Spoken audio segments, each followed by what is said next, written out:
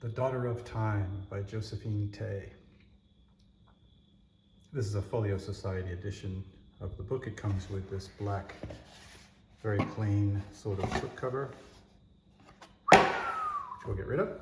And it's bound in this, it is a buckram, sort of a not rough, but textured kind of cloth, the buckram.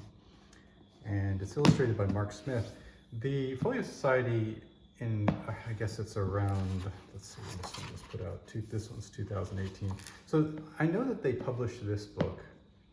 They published an earlier version of, they published this book in a different version earlier, rather in a different binding. How can I say it? This is the second time at least that they've published The Daughter of Time. The last time that a different illustrator and a different treatment of the book. And the funny thing is that I bought that book, never read it, and then traded it away for something else that I don't remember. But I was always interested in it. I sort of regretted trading it away. And now they've got a newer version of it out. Well, it's not brand new, it's 2018. But I just recently picked it up because it was on sale. So I could get it for a little cheaper than usual. So, Daughter of Time, let's have a look at it. Josephine only wrote a handful of books, maybe, I don't know how many, not very many. The Folio Society, I think, has printed 5 of them in the same kind of treatment. Different colors, but sort of the same look to them and using the same illustrator. And I do love these illustrations, which we can have a look at. But first it has this family tree here. And it's the two, because it's related to the War of the Roses, and I will explain that in a second, but here's Richard II. Okay, and so what this story is about, and I'll tell it a little bit while I show some of these illustrations, but let's just look how cool. I really like these illustrations. The book is in 2 different worlds. One of them is in the 1950s, where there's a detective, and the detective, here we go, features in some other of her stories as well. But he's broken his leg and he can't really go about and do his detective work. And his friend convinces him to take on a project, basically a detection project, and to find out, if he can, to solve the mystery of who, if anyone, killed the princes in the tower back in the 1400s. I'm going to say 1400s. I hope I'm right. Look at this illustration. That to me is so cool. So, because here we have the modern day person on the outside, but he's doing research on these are the boys.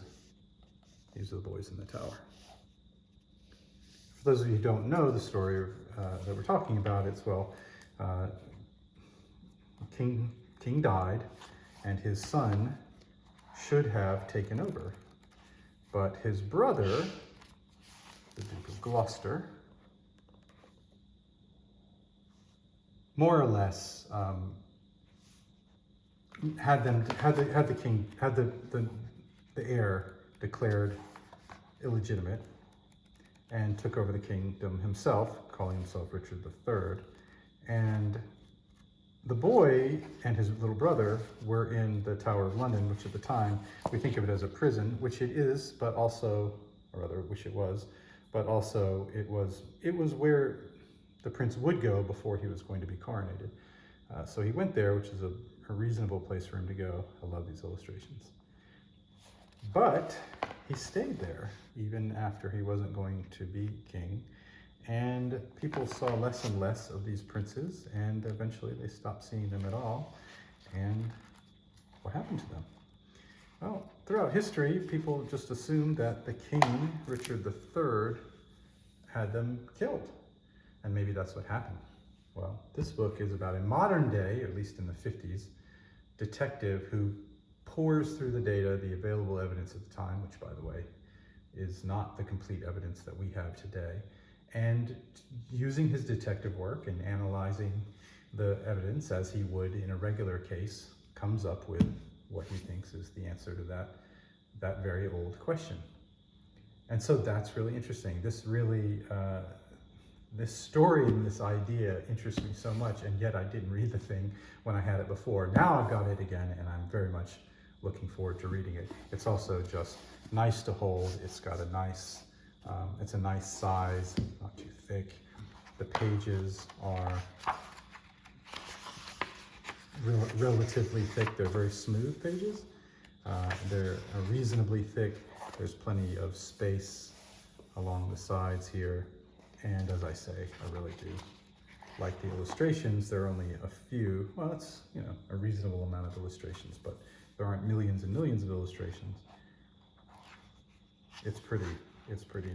And then as the person who wrote the foreword, Alison Weir, I'm gonna guess, Weir, she mentions that, you know, this is very much a child of the 50s, but that's actually a good thing. It's interesting because we learn about the 50s. We learn about, for one example that she gives in the introduction is she says, well, he goes through and talks to a variety of people about the princes in the tower, and they all know what he's talking about. The idea, at least in Britain in the 50s, of Richard III and the princes is not obscure. It's not something that you have to tell people about. It would be completely redundant for me to go there and do what I just did and tell that story. Anyway, in Britain in the 50s, maybe they heard it through Shakespeare, you know, now is the winter of our discontent, or maybe they just grew up learning it. But so that's interesting too. So you get a bit of the contemporary information. What was it like for this guy in the 50s, even though she was writing in her own time, but in our time, that's the past. And then we also get the history part way back during the War of the Roses with Richard III. Okay, I'm really looking forward to this book, but I haven't read it yet. That's The Daughter of Time by Josephine Tay. This is a Folio Society edition.